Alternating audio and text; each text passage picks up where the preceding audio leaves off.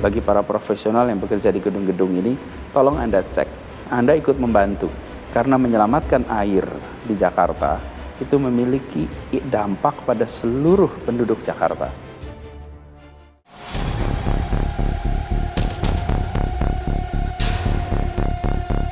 Penurunan permukaan tanah di Jakarta jelas tak bisa dianggap enteng.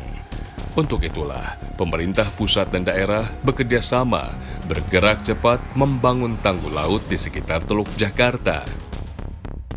Pembangunan tanggul laut merupakan bagian dari National Capital Integrated Coastal Development.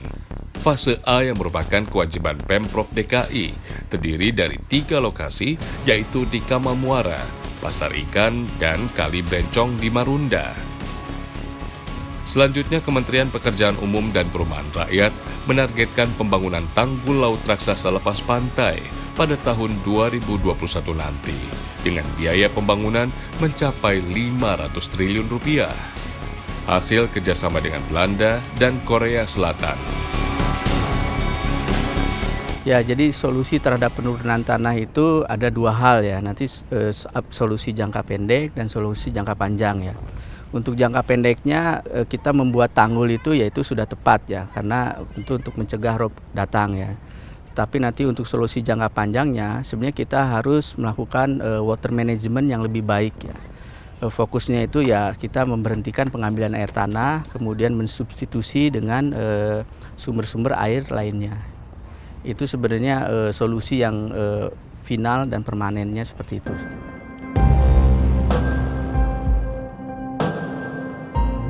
Ya, penyebab utama penurunan tanah kota Jakarta adalah beban permukaan tanah yang berlebih karena bangunan tinggi dan berkurangnya air tanah karena penggunaan air yang berlebihan.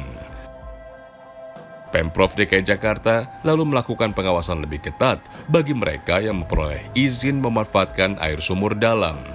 Pemasangan pipa-pipa air bersih pun diperbanyak untuk meminimalisir penggunaan air tanah. Semua dilakukan untuk menahan laju penurunan tanah di Jakarta yang semakin cepat. Dan kita menginginkan seluruh warga terlibat.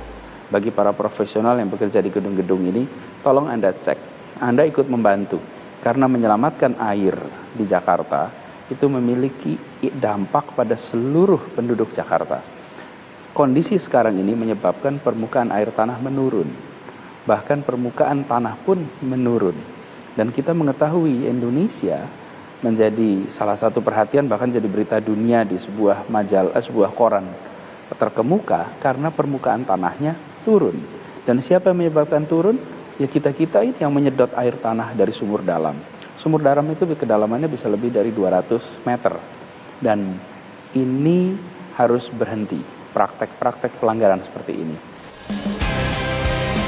Semoga saja apa yang dilakukan pemerintah pusat dan daerah dalam menjalankan program untuk mengatasi masalah turunnya permukaan tanah di Jakarta berjalan dengan baik. Sehingga prediksi para ahli yang menyatakan Jakarta akan tenggelam tidak akan menjadi kenyataan.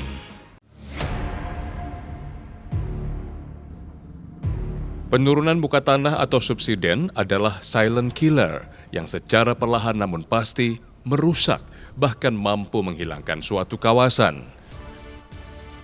Mengamankan sumber air alternatif dan mengatur dengan ketat izin penyedotan air tanah memang langkah tepat untuk mengurangi laju penurunan tanah di Jakarta.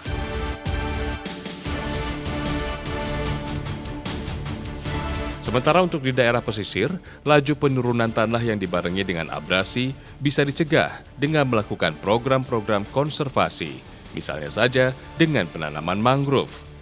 Banyak metode yang bisa dilakukan, salah satunya dengan hybrid engineering yang sukses mencegah abrasi di banyak negara.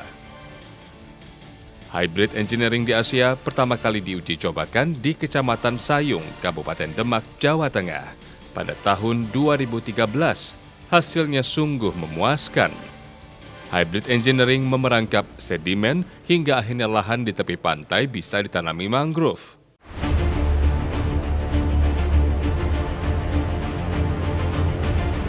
Program pemerintah pusat dan daerah untuk menghentikan laju penurunan tanah tentunya memerlukan dana yang besar.